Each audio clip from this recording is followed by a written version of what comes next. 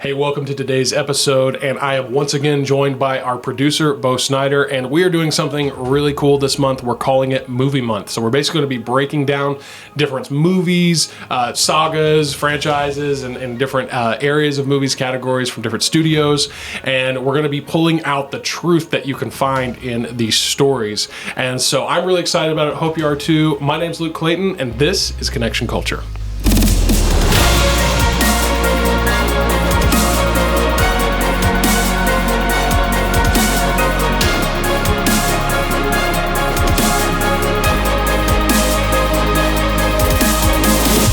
Well, I'm excited about this month of episodes here. This is going to be good. This is going to be pretty great. So we're calling this month Movie Month. We're basically going to review, we'll get into what it's all about specifically. I guess you'll kind of figure it out as we go. But I thought it was appropriate because this month we've got a lot of big... people are kind of starting to go back to the movies. They are. And, a lot of the big movies that got pushed from last year are now coming out. I think Black Widow comes out soon. The Fast and Furious 9 is coming out soon. And, so it's... and I think we've... at the time of release, at this point, we've already had like A Quiet Place 2, and so there's a lot of these movies are getting back out there. Things were on hold for a while, but it's coming back. For a whole year, so which is great to see, in my opinion. I do love the movies in and of themselves, like actually going physically to a theater, experiencing it in that way. I'm still a fan of that. We were actually just talking about Disney Plus a second ago. Mm-hmm. I love all those kinds of things, but going to the theater, I'll pay the extra money. Exactly. I mean, I'm very selective. I just don't want to see everything. Yeah. It's like, this is going to be an experience. So yeah. So I mean, HBO Max did that thing where like they were releasing them in the theater. They announced everything in 2021 that was going to be in the theater was going to be on HBO Max the same day. And the only benefit I found of that is like there are movies. Basically, it's all Warner Brother movies. Right. So there are Warner Brother movies. It's like, well, yeah, I really don't care to see it, and I definitely wouldn't go to like Godzilla vs Kong. I was like, I'm not going to go see that. Yeah. But I did watch it on HBO Max and fell asleep, so there you go. It was perfect for that. I'm not going to leave my house and pay $20 to do exactly. Yeah. So anyways, but what we're going to be doing this month is not necessarily reviewing, like we're not reviewing necessarily new movies. We're going to kind of be a little bit retroactive, nostalgic, whatever you want to call it. We're going to be looking back. We'll review some newer movies, but for the most part, we're going to just be looking at some of the classics in different categories. And we're not going to give a distinct review, as in, this is why the cinematography is so good. I mean, we might have some favorite moments that we mentioned. We might nerd out for a minute, but by and large, it's also not about, well, this is how many cuss words are in it, and this is all the violent moments, and all the moments you need to turn it off, because honestly, we're not even going to be reviewing stuff super intense. For example, this week we're talking about Pixar, so it doesn't get crazy out of control there, and so that's kind of our approach. What we want to help if you're watching or listening, what we want to help you see is more of the subliminal messaging that exists in all stories, and some of that subliminal messaging is intentional, and it can be potentially negative, but there's some of it. It might not be so intentional, and it also might actually, in a roundabout way, be somewhat positive. Sure. And, this is something that you and I have talked about before, and I'll actually let you take it from here. You and I both share this. We hate it when people are just claim that everything that comes out of Hollywood is bad. Yes, we've heard that several times, probably 100 times from different people. And of course, I get that. We talked about, Hollywood, all these big production companies, they, whether it's Disney or whoever, do they have their own agenda? Sure. Sure they do. They have the way they believe, the way they want to, portray the world or whatever, and we get all that. But at the same time, you got to think of it this way, and what you can, think whatever percentage you want. They also produce a lot of good. Yeah. They really, really do. I mean, and we'll get into this a little bit later, but I mean, yes, Hollywood produces some things that we probably don't really care for, not the way we think, not the way we believe, not we want our kids to see. But at the same time, they've been producing movies for a long time that stick to the traditional mom and dad family. Movies are meant to lift people up. Hey, let's watch a movie, because nobody watches a movie. Hopefully they cry at the end. Well, maybe you do once in a great while. But most of the time, Hollywood or these big production companies, they give you what you want. You want these two people to fall in love. You want this team to win the championship. You want this superhero to save the world, win the match, whatever it is. So there's so much good that is there that can uplift, be good entertainment for kids. But also, of course, you got to filter it. I understand that. But let's actually take a look at what's good and say, we're going to use this. Yes, yes. And at the heart of all movies is story. Sure. And story is just good for the soul. And it is our civilization. We really thrive on story. And video and film has become the most effective way to tell stories that I've seen. And technology will advance, maybe something different will come along that's more effective, that's better. But in the past century or so that we've had this medium of video, there has been no better way to tell an amazing story. Oh no, for sure. You're absolutely right. And total side note, we it's no secret that you and I, we love to actually produce and create this content yes, we as do. well. So yes, we get a lot of inspiration from watching it. So let's dive in. Let's start talking about Pixar. Now, here's something I didn't realize until right before we started recording. Okay. As of right now, we'll actually go by time of release because the Luca is the newest one that has just come out in June. Okay. So as of that film released June of this year, there have been 24 Pixar movies. That's hard for me to believe. It is. Wow. Yeah, because I remember the very first Pixar movie is, of course, Toy Story. Of course. And I was 4 years old. My dad took me to see it in the movie theater. First time I ever went to the theater. And I'm not kidding. I remember it to this day. Do you really? I remember just even as a 4-year-old boy, maybe a lot of that could be because it was my first theatrical experience or whatever. Yeah. But, the animation, just to think that they could do animation like this when they literally all they had was Windows 95. That's pretty incredible. It is. And of course, there's that awesome connection there with Steve Jobs and that, he was kind of, a lot of people don't really remember that, but Steve Jobs is kind of what made Pixar kind of got it started, got it rolling. Yeah.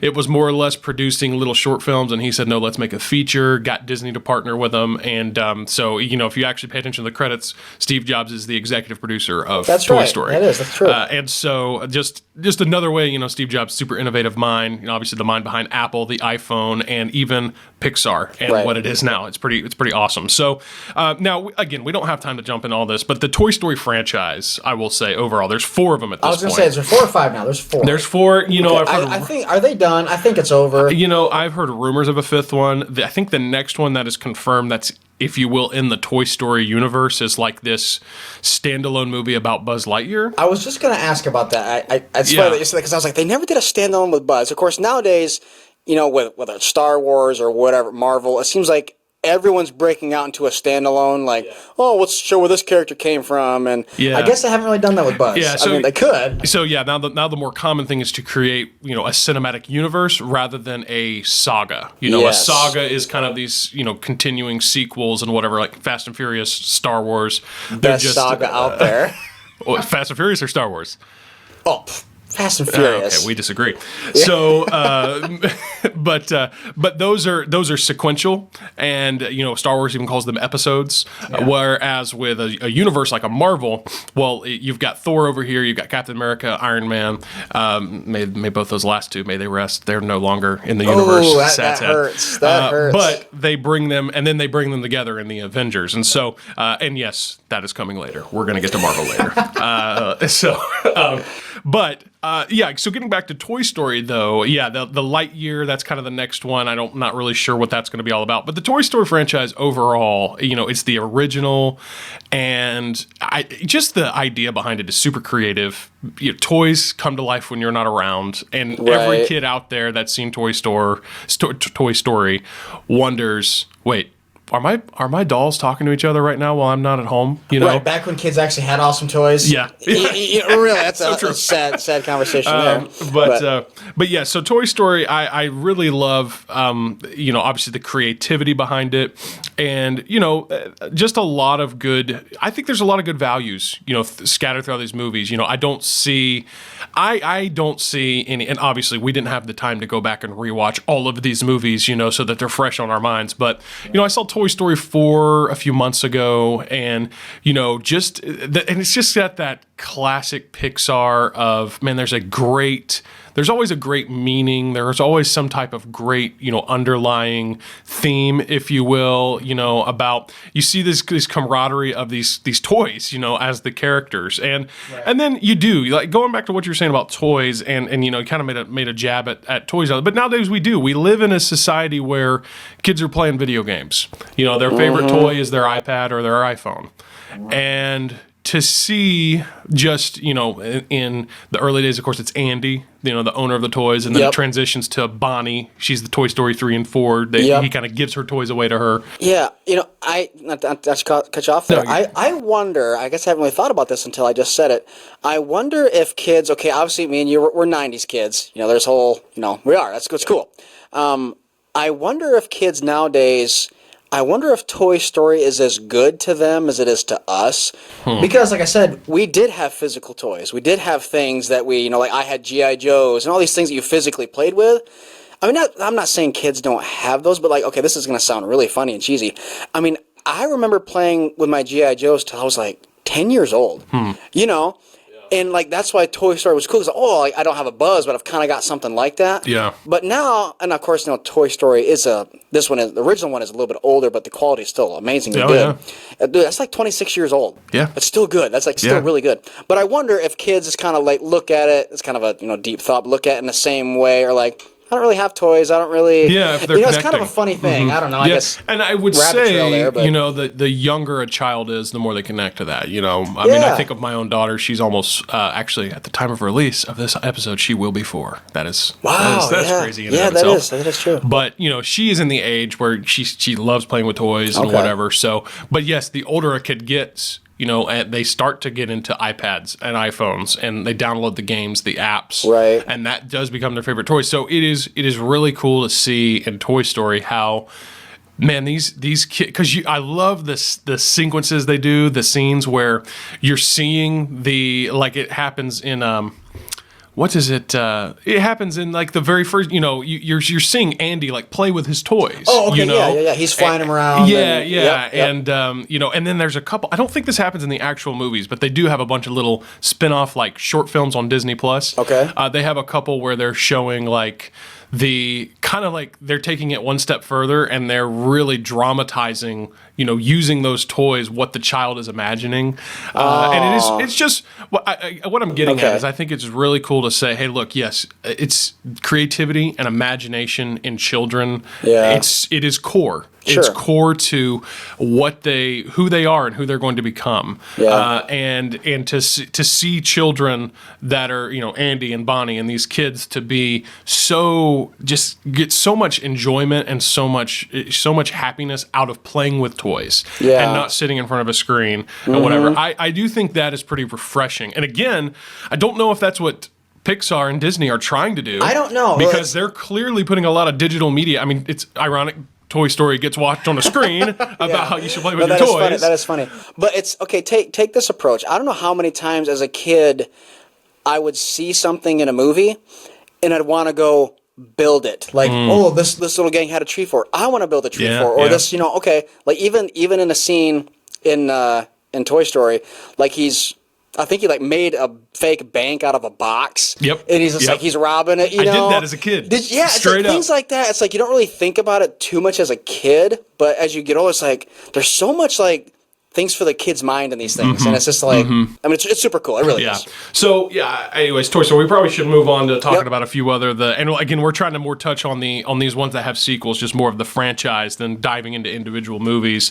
I think the next one in terms of chronologically that was released there was A Bug's Life.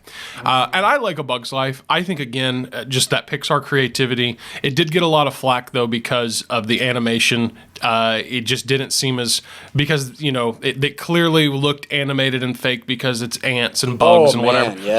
But I still think it's an incredibly original story. I think it's really good. I mean, I've gone back at this point and watched a lot of these with my daughter, and she likes them all. So we won't spend too much time there. And then, of course, there's Toy Story 2. So we kind of already done that. Then there's Monsters, Inc. Love Monsters Inc. I love Monsters and Monsters Inc. University, which was the prequel. I'm a big fan of Monsters. Yeah. Now, again, just these Pixar people are clearly brilliant geniuses. I mean, just saying, the idea of I just love how, hey, let's take a fear that kids have and let's make it. Let's give them a reason not to be afraid anymore. You know, I mean, really, that's what they're doing. Sure. I mean, they're making, and I guess maybe Sesame Street did this originally. With the monsters and whatever. I guess. But they're taking it a step further and saying, people are afraid that monsters come out of their closet at night. That's what kids are afraid of. Right. And they say, oh no, look, they're all friendly, and this is just a job. And then at the end, everything even changes to where they're making them laugh, and right. And that's a very heartwarming ending, by the way. It's just like, that's so great. It really is. And of course, Boo is an amazing cute little animated child. You know what's funny is this is a really small thing I just thought of, but at the very end when he walks into her room and he's like looking for her, when she says Kitty, it's so weird because you can tell in her voice she's older now, and it's just like this really really weird, very subtle, but it's there. It's just one word. It's like she's like. It's just kind of funny. I know it's just kind of strange. Yeah. But it's a really great moment. I was going to say something else about. Oh, I know what I was going to say. No matter what movie it is, and we've talked about this before too, but I think even kids or everyone identifies with this. In every single movie, there's characters that you go, "Yep, that's me," or "That's you," or it's kind of like Mike Wazowski, and whatever. It's like, "Oh, that's that person," or it's kind of like everyone has someone like, "Oh, dude, that's totally my friend Joe," or whatever. I love figuring out characters like, okay, even though we don't really like that character, it totally fits in. They feed off each other, and I get a kick out of it. I love when kids like mimic people, like Boo actually does. Mike Wazowski. Yeah, it's just kind of. I love when kids do that. It's pretty fun. Yeah. So who do you identify with there in Monsters Inc? Who's your that's my guy? Well, that's me. I was gonna say Sully because Sully he's like he tries to be all big and tough. He's like, which a lot of guys are. I mean, he's just a soft guy, and it's just kind of like, hey, Mike, just come in. We're Mike freaks out about everything. It's like, no, it's going to be okay, I was going to say the same thing. I feel like I identify there because it's like, I'm a physically big guy. I'm like 6'5", and but at the end, it's like I'm really too nice sometimes. Yeah, you are. And so, you can get tough though. You get tougher in your old age. I can turn to the camera and rawr, like he does. Right. But anyway, so the Monsters movies are both great, and then Monsters University is good too. Not as I haven't seen that as many times. Yeah, it's good. I've seen it. I think I've rewatched a lot of these with Brooklyn over the past couple years, and so But anyways, they're both just a very, if nothing else, a clever concept. And what I like is that, hey, we're going to take this thing that's scary to kids, and we're going to make it, hey, here's a reason not to be afraid. They're just fun. They're having a good time, Super random before we go on. I forgot to mention this about the Toy Story. Do you know in Toy Story 3, they almost lost the entire project? No way. Yeah, true story. In Toy Story 3, it's hard to say. Toy Story 3, wherever they were, I don't know if it's Florida or wherever they were working on it, something crashed and they lost so they almost lost the files. Actually, what they were working on, all of their actual files. Wow. And there was one person that was I think it was a mom who was on maternity leave or something. She was working from home. And they called her and said, "Do you have all these files at home?" She's like, "Yeah, I got all of them." And she saved the entire project. I kid you not. Look it up. Totally true story. I didn't know that. Well, I heard this happen with Toy Story 2, completely kind of different. They almost lost the project, but a different way. Okay. That was they basically presented the rough cut to the producers, and they hated it. Really? And they were within months of release. Wow. Like it was. And they had to. I've heard. I don't know if it was. Maybe it was. It was one of the Pixar movies. Okay. I want to say it was Toy Story 2. Okay. But they hated it. They said, "Nope, this is awful." No way. And they made them completely they couldn't use hardly any of what they'd already made. Okay. And, I've heard all these stories like people just were literally just working 24/7, like they were sleeping in their offices. Wow. Because they had to basically because to make these animated movies, you're talking 3 to 4 years of production. Crazy. It's insane. Crazy. They're working on movies right now we won't hear about for 2 years. Exactly. It's just the way it is. And so they basically have to do all this work in about 6 months, I think it was. So yeah, I guess Toy Story has had its woes. This is off topic a little bit, but this happens if you think every movie has all the money they want, all the time they want, everything goes smooth. It's actually not true. No. I mean, there's movies like Tom Cruise Impossible series where it's like they ran out of time, they get one chance to shoot this scene, and of course, because it's Tom Cruise, it comes out perfectly. Yeah. You know, and it's just kind of like, oh, we didn't have any more money. It's like, I get a kick out of that. It's a whole other production, thing there. But anyway. Well, so all that to say, they've definitely had their struggles. So moving on, the next one is, again, we're just going by the timeline, is Finding Nemo. And of course, there's Finding Dory, the sequel later. I like, again, Finding Nemo. I love the father-son relationship there. Sure. You've got this... for obvious reasons, overprotective father, because of all the trauma they've been through there with their... I think a lot of people can identify with that. Yep. It's like, my dad didn't let me do anything. Yeah. I like Marley. He's a good guy. I thought of my mom. I love my mom, but that's who I thought of, Sure, but that is what parents do. Yeah. And, then watching it later as a parent, you get a little bit of that. You kind of understand some of that perspective. But at the same time, there's, whether it was something he wanted to or not, Nemo had to break free, and he had to kind of go out and start to discover on his own. And he had some troubles, he had some struggles, but in the end, they're more connected than ever, and he learned a lot. We've talked about this several times. This is why Pixar is incredible, is because almost every single story, it's actually more centered around like an adult way, meaning, hey, you're going to go out in the world, you're going to have problems, you're going to get lost, you're going to whatever, but then you're going to come back. It's like that doesn't happen to a 5-year-old kid. Like a kid just doesn't leave home and gets lost. It doesn't usually happen. But it's funny how there's so many times where this is actually an adult theme, but told in a kid way, which makes it really great. It's kind of awesome. Yeah, so a lot of good there. And then, you get to Finding Dory, and again, being the sequel, not as, remembered as the classic maybe, or the original. Still good. But still good. Production note on that. I have a production note for everything. Is Finding Nemo, that took them months of prep. Because have you ever seen, if you ever watch behind the scenes, like with any animated movie, like they kind of, everything looks really rough, like they're actually getting all the motions right before they actually fill in all the detail and everything. It took them months to figure out the underwater feel. Because everything like moves and sways. Oh, yeah, It took them forever to figure that out. It didn't look right. Like it took them a long time to figure that out. I watched the whole thing on that. It was really cool because they've never done like an underwater. Everything's different underwater. That's true. And again, cool. Animation in and of itself is just an insane whole other ball game. Everything I wish I was good at that kind of stuff. Yeah, I know, right? It's crazy. So, Finding Nemo. Then next is The Incredibles, and then of course later comes Incredibles 2. And I do like the Incredibles movies. I like the first one. Yeah, the second one was not really my thing. Yeah, the second. I will say, and I'm not going to go into detail. The second one, they were trying to be a little more woke. You can definitely tell. Dude, I was just gonna say, and this wasn't the reason I didn't like it. I just didn't think the story was as good.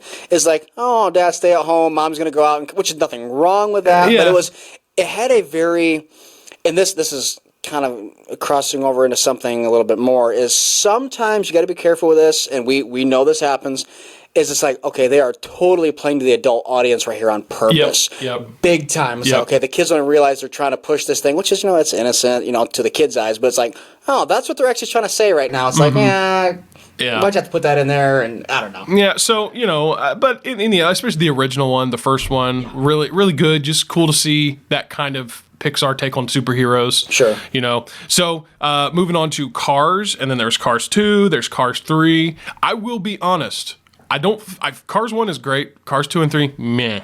Dude, I was actually just reading reviews. Cars 1 is really good. Yeah. But 2 completely flopped. Yeah. And 3 was okay-ish. Yeah. Actually, I personally think 2 was decent and 3 was horrible. But really, that's just my personal opinion.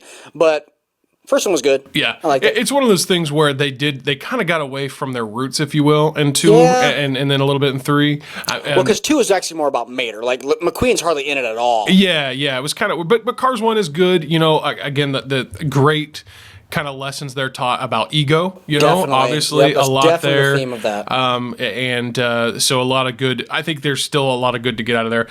Moving on to Ratatouille. Now, Ratatouille, it's just one of those. I've seen it. I just don't have a lot of thoughts about it because I've only seen it maybe once, and to me, it's just not super memorable. Ratatouille is very good. The quality is excellent. I mean, it's set in, you know, Paris. I mean, it's kind of got that romantic feel.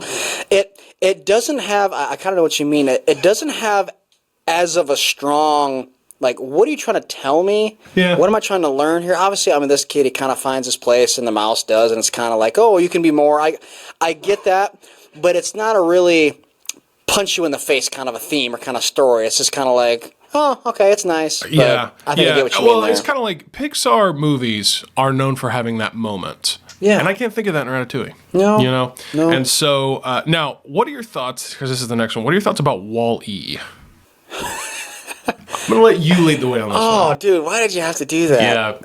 I saw Wall-E one time. I would have been in high school, I think, 2007. Yeah. Same here. I mean, I thought it was like, this was the biggest waste of my 2 hours ever. Like, I don't remember. Well, there's no dialogue at all.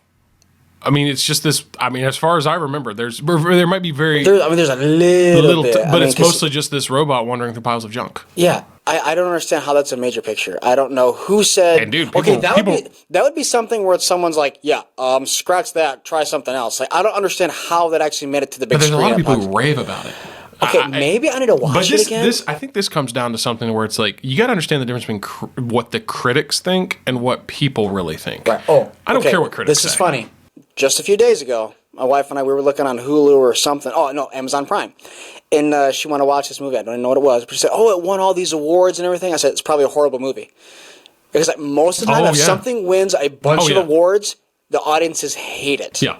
But, well, on the other side, movies that are like really, really great, as far as like, the audience likes them, they don't really get any recognition. I mean, not all the time. Well, I mean, that's a total tangent there. And all I'll say is, like, the Academy, the Oscars, all that, it's a joke. Oh, dude, it is an absolute. It has become so woke, and it's become so about inclusiveness and whatever. It's not about the story. It's not about quality of film anymore. No, it's about Hollywood saying, "Hey, look how much we love ourselves." Right. It is you know, like in the Hunger Games when you've got all the elite that everybody hates. Yep. That's what I think of whenever I see the Oscars or whatever. There's got to be a meme about that. Now that said, Pixar almost always wins an Oscar, and they earn it. Okay, tell me. I mean, think of this is getting off topic a little bit. I know we got to wrap up here pretty soon. I'm trying to think of like some Oscars that were actually like, okay, that definitely deserved one. Gladiator. Okay, Gladiator. I mean, Titanic, obviously. Yeah, Titanic. Probably I'm trying to think of what would have been the last movie to win an Oscar that I would have actually. Because here's Relevant. Did it win though? Well, no, hold on. Okay, I just think of he just won the best. DiCaprio won. Okay, but the movie did. Okay. I can't. But here's kind of been the trend is over time, they've still nominated the good ones, like the ones that people actually watched. Yeah. But now we're getting to the point where they're not even getting nominated anymore. Wow. And so, anyway, so that is a whole side note. Maybe we could come back and address that in a later episode. But so now moving on to, of course, then the next one after Wall-E is Up. Up is a beautiful story, but it is one that I've only seen like one time. And I saw that late high school, or maybe probably college at that time. Yeah. I mean, I don't remember too much about it. I mean, I pretty much remember that old man in balloons. Yeah. I mean, like, I think it's a good story, but I think I saw it like one time. I don't know much about it. I really don't. Yeah, and a lot of people like it, and I think there's a lot of sweet elements to it, if you will. You know, the husband, the wife, and then she dies, and things. So, you know, but I just can't speak to it a lot because it has been a while since I've seen it. So then you've got, you know, I'm skipping some of the sequels. The next kind of original one is Brave. Brave should have just been a Disney animated movie. Never saw it. It should have not been a Pixar. I saw it for the first time just a few months ago. Oh, really? Okay. Because again, kind of watching through some of these with my daughter. Yep. And it should have been a Disney. It should have been just a Disney princess movie because she's kind of a Disney princess, right? And it didn't feel it just didn't feel like Pixar. It felt more like Disney. Now, most people might felt not. more like a Tangled feel, or Maybe. No, there's a little bit of the Pixar. It's unique. It's got a unique, thing, and I'm not going to give away the story. But at the end of the day, I think it's definitely one of the lower on the list ones. Here's the thing: is I think the biggest difference. I mean, to me, this is just me, my personal opinion. The biggest difference between Pixar and like a Disney animated movie is Pixar is things that aren't people, like cars or literally cars or toys or it's like, okay, something comes to life that isn't normally. Usually they're taking a something that inanimate object, an inanimate object or something that is not personified, and they're personifying it. Yes. That's what I think of when I think of Pixar. It's like, this is like Monsters and Monsters University. Yeah. Okay, hey, we're going to give them personality. We're going to, right.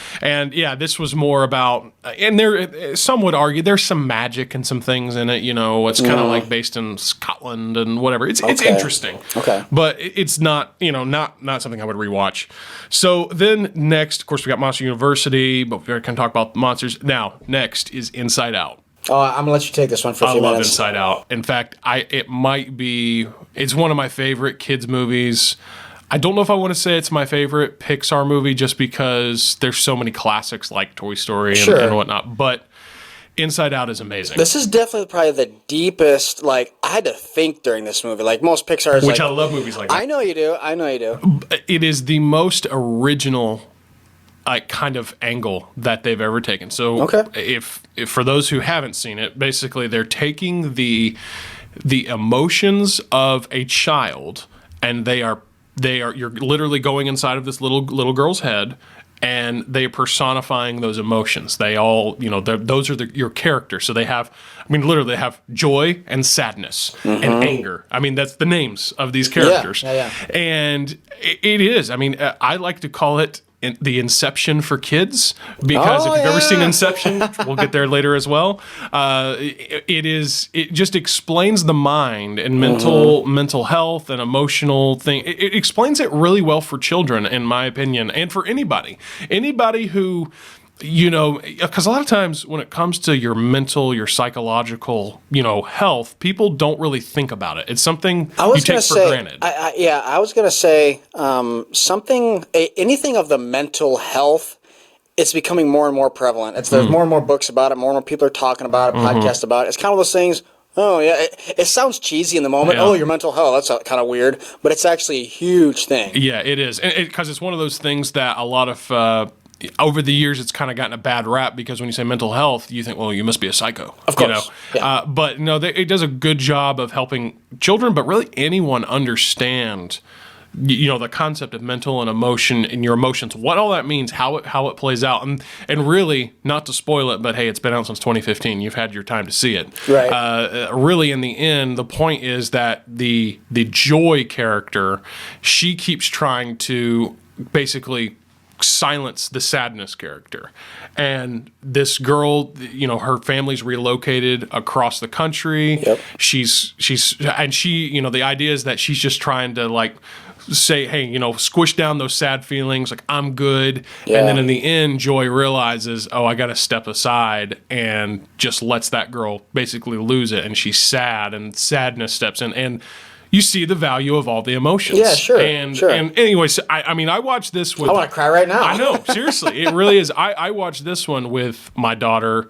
It was about 6 months ago or so, and Brooklyn, you could tell. This is making... A 4-year-old girl. A 3-year-old, three-year-old at the time. But you can tell she was into it. She had moments where she actually was crying, Isn't it funny how you just said in the movie how that Joey just lets sadness just go, just kind of lets it out, and it's just funny how you can say you're feeling sad or whatever. We've all been there. We've all cried about something, or whatever it is you can just oh, I'm good, and then when you have that mental breakdown, you just have to have it, and then it's okay, now I actually really am good. Yeah. It's just kind of like that, I had to let all that go, and then it's okay, restart, we're good, Yeah, so Inside Out, definitely one of, it's up there. It is definitely... I didn't really know that about you until today. I love that one. I've only seen it, and the first time I'd ever seen it was, like I said, just about 6 months ago when I watched it with Brooklyn, and... I kind of want to rewatch it. Yeah, no, I really do. It's really good. So, now... moving on. The Good Dinosaur. Let's not even talk about it. No, pass it up. I've seen it. Not worth discussing. It's okay. Check it out. 2 hours. I'm not getting back. Yeah. Wow, that's harsh. Yeah, of course, and now moving on. Here's Finding Dory. There's Cars 3. Now moving on. Coco. Now, confession. Never seen it. I have. So Coco is one of those ones.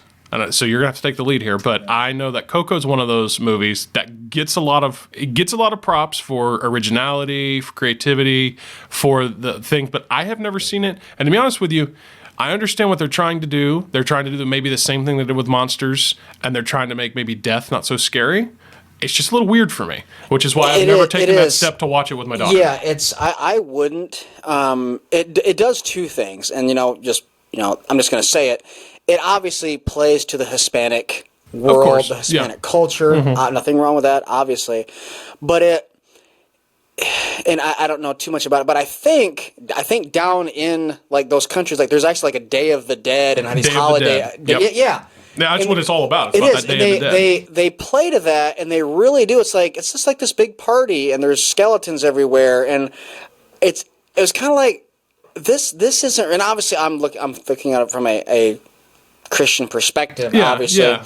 But even put that aside, it's just very strange. It really makes it like, oh, death and evil is not that it's evil.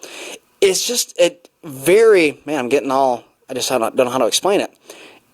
It just makes it like flowery and like very artistic, and it's like this is not right at all. Which I think that's the intention of that holiday. I think so too. And whatever. I don't want to dive into the cultural differences there because I really don't understand it. So because I have talked to one Hispanic guy that I knew that he kind of talked about the value of it and whatever, and it seems creepy, but it's not. And again, I'm kind of coming from a place of ignorance here because I've not studied out and I've actually never seen the movie. Right. But to me, it's just okay. Like you said, it's one thing to, like I said, most things have an adult theme, I guess, but this is too much. Yeah. This is not I would not want my child to watch this. Really? It's kind of disturbing in a way. Like all these kind of like, of course, not that dancing is horrible. Like these weird musical numbers, and they kind of just like dive into like this. We're kind of in this weird fast track. It's just kind of very strange. Well, and then there is the thing, talk about coming from a faith perspective. From obviously it doesn't line up with the Christian worldview. No, not at all. Of the afterlife and whatnot. And so that's I can see how that can be maybe challenging. So okay, now then they had Incredibles 2. I've already kind of touched on that. Toy Story 4, which I did love Toy Story 4. I really did. We've spent a lot of time on Toy Story. I don't want to get back into it too much, but right. I was kind of expecting, okay, really a Toy Story 4, dude, but it was good. It was, the ending, man, gets you. And again, those Pixar moments. I think we're thinking of the last couple lines there. It's just like, oh, that's what it means. Like, that was good. It's one of those things. Like I kind of spoiler alert, but it's 2019. Again, it's been 2 years. You had a chance to see this, right? But yeah, basically, you see Woody and Buzz, man. They part ways, and it's pretty powerful. Well, I was even thinking more of the way of when Woody. I'm trying to think how I'm going to slaughter the last couple lines there, but I think Buzz says she'll be okay. Yep, talking about Bonnie. Yeah, that's what it's like. Oh, he's talking about Bo Peep. It's like, no, he's talking about Bonnie. Yeah. Like Woody, like it's okay, she'll be fine. That whole moment, right there. there. Like it's like, oh, dude, like that's what he means. Like that was what really got me. It's really good. So, Toy Story 4. Now, Onward.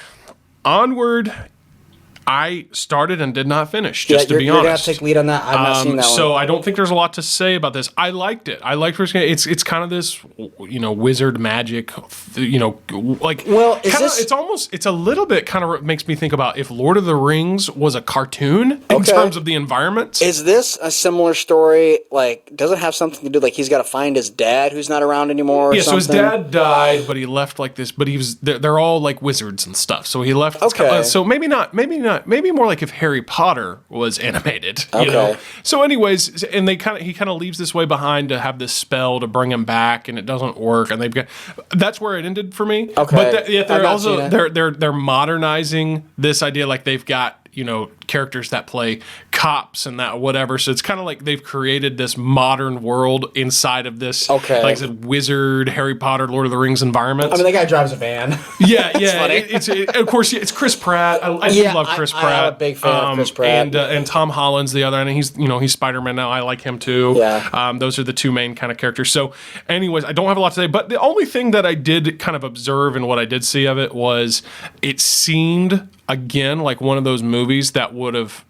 It didn't seem as Pixar-ish to me as it did Disney-ish, if you will. Okay. Which I know for most people that's the same thing. Yeah. The only thing that concerns me there is that, obviously Disney owns Pixar. They have full control of everything they do. Sure. And even when Disney makes their own, like Frozen and their standalone animated movies, they're tapping into the resources of Pixar there. Of course they are. And so the only thing that concerns me when I see a movie like Onward, or like I said, going back to even Brave, is this the future of Disney to slowly, merge Pixar and Disney animation together? And I would hate to see that, because it's not what got your attention about Pixar was the animation. Yeah. But what kept you was the originality and creativity of the stories and the characters. Of course. So I don't know. That's probably not a genuine concern at this point. But now let's talk about Soul. Yeah, finish up with Soul, because I have not seen this. We can't comment on Luca because at this point it hasn't. At the time of recording, it hasn't come out. Right. So we might do a follow up on that later. But we've already talked about Soul a little bit in one of our earlier episodes. We have, yeah. I really did love Soul. Okay. Again, so I like Soul because they took some of that deep, kind of otherworldly concept from Inside Out. Okay. And they kind of brought it into explaining. And again, if you have Christian worldview, it doesn't line up with your view of, eternity and the afterlife. I get that. But basically, the idea is that there is the great, you've heard the term the great beyond. Mm-hmm. Well, they come up with this thing and say, what about the great before? So this is before anyone's ever born. There's little souls that are being shaped, that are being molded, and they're being given personality. And when you're born, those souls are sent to Earth, and they, and that's when you come to physical life. Right. And first of all, that is the most pro-life message I could ever think of. I mean, if you want to argue that life doesn't begin until the moment you are birthed, well, then why in the world would you give this idea that the souls of people are being formed? I mean, it's very biblical. Yeah. You think they tried to do that? They can't. They're Disney. There's no way. Okay, there's no way that's the message they were trying to convey. No, I guess not. But it is. So that is amazing. That part of it. And then the end of it is, so the idea is there's this guy, and it's very musical. They got a lot of jazz. Jamie Foxx. I figured Soul. I was like, Jamie Foxx voices the main character. Okay, and don't give everything away, because I actually want to watch this. I do. But anyway, so he's kind of like he's your typical. We're here in Nashville, so we know all about this. Like he's your musician. He's trying to make it big, but it's not happening. Struggling artist. All he's ever done is teach music. Okay. And basically the big moment at the end is where he kind of has this out of body experience and realizes that even though he hasn't made it big, he has impacted lives in his teaching. Sure. And it's very, very powerful. I need to watch it. So you do need to watch it. I love Soul, and just because I don't want to spoil it for you, I'm not going to keep on going into it. But Soul was definitely one of my one of my favorites. It's up there. Okay. And so again, we can't comment on Luca because at this time haven't seen it. I've seen the trailer. Looks interesting. I know it's on Disney Plus, and I don't think you have to pay any extra to watch it if you have a Disney Plus subscription. So hopefully it's good. Hopefully Enrico Casarosa, the director, hopefully he did a good job with it. I'm sure. But anyways, well, this has been really good talking about Pixar. And next week we're going in, man. I'm looking forward to this one. Is it Marvel next week? We're going into Marvel, man. Everybody hold on to your... I love the Marvel universe. I've really grown to love it, so I'm looking forward to that. So, Bo, thanks for being with us, and we'll talk again soon.